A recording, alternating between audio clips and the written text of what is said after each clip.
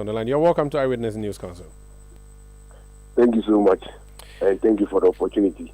Bear with me, I have a very bad cough, so I'll manage it. Don't worry, I'll send you some vitamin C. I know a right place to get it in Wa.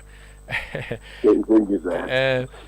Let's talk about today. The Attorney General came and was a no-holds-barred address to the conference, accusing the conference or the bar itself or the executives that led it of bias, and he cited specific instances where the bar saw no evil, said no evil, and heard no evil. But all of a sudden, the bar, under a new dispensation, according to the AG, has found its voice.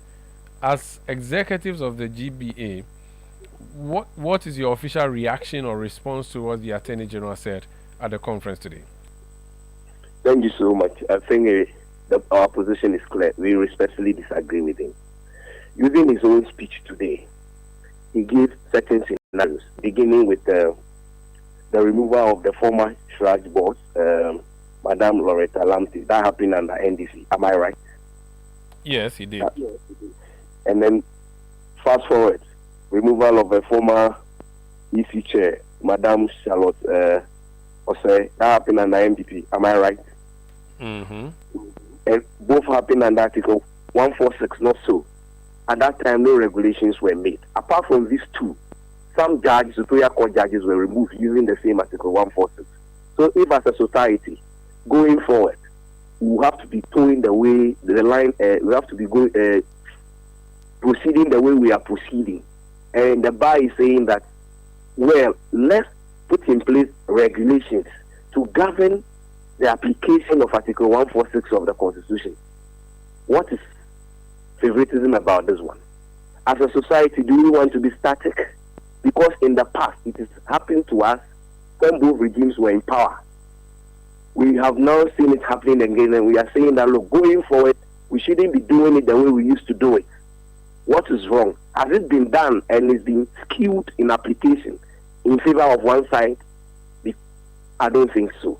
There's nothing that is constant. The only constant I know is change. And as a society, we keep evolving. Even as human beings, the fact that you didn't take a certain decision yesterday doesn't mean that you can't take it today or tomorrow, looking into the future. So I think he got it wrong. We disagree with him. Okay. Is there a reason behind the non-issuance of a statement when Charlotte Osei was removed as Electoral Commission chairperson by the GBA at the time? Can you speak to that?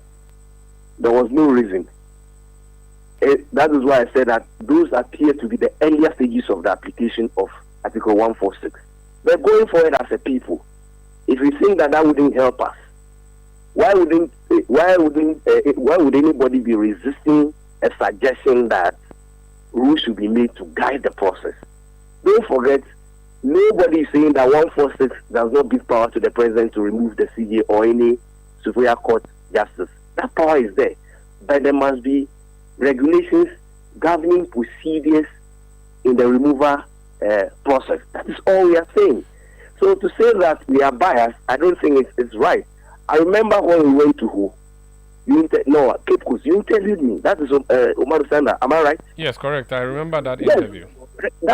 You remember President Mahama at the NDC lawyers conference before the whole conference made an allegation that President Kufuor appointed NPP and client judges to the bench.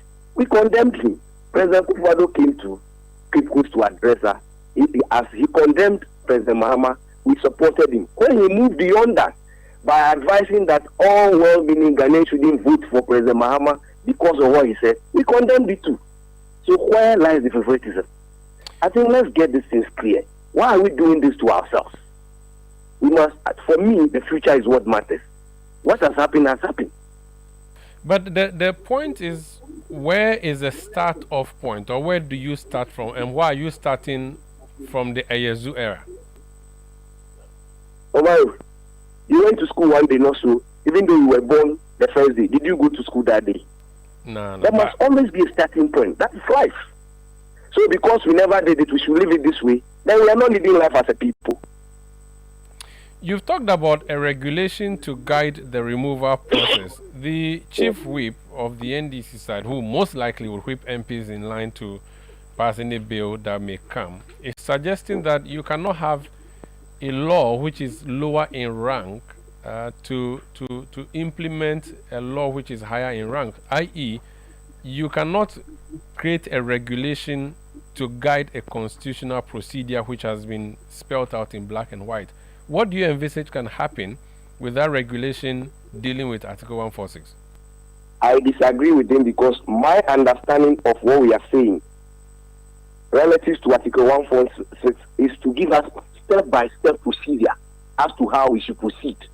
Step 1, step 2, step 3, step 4. But is that not what 146? Is that not what 146 does? Gives specific steps of how and when and what to be done.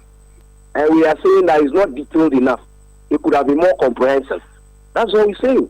But his position is that if you introduce any new thing, then that would be a constitutional amendment, and you cannot create a new law that is not in the existing law and ask that that be the procedure instead. Well, is there a provision in the Constitution that we can amend it? Is there a provision like that? Yes, so there can be an amendment, but not a regulation. That's his view. You can amend the Constitution, yes, but you cannot create an LI, which would then be used to be... If there is a need for you to amend to create an LI, what prevents you from doing that? You see, let's be serious about this. We can pass LIs overnight in respect of certain sensitive areas. But why these ones, we are trying to play games with it? If there is the need for us as a nation, agreeably, to amend 146, let's do it and move forward. Very well. Would there be any action taken against the Attorney General for the statement he made before you, or it remains a statement he has made and you respect but disagree with it and move on? Oh, he's our official leader. We have disagreed with him. He knows it himself. That is why I have used his own examples in his speech to clarify the position. I gave you 2 scenarios that he himself gave. I didn't say those ones. Very well. So there's no need to worry about. He's still our leader. The only thing is that I think that going forward, our leaders should rather help us solve a problem. Once you're an attorney general, you are the official leader of the bar. That's the name we've put on them. And we expect them to help us solve problems. That is what leaders do. Before today, there was talk about President Mahama attending the conference. Can you explain why he was not there? Well, the regional minister let us know that he has to attend an international event at the continental level, so he couldn't make it. He got that message just this morning while he was addressing us. Those of us who are executives got it. Yeah. Very well. Thank you so much for speaking to us. You're welcome. That's Xavier Kuje. He is PRO of the Ghana Bar Association. This is Eyewitness News on 90.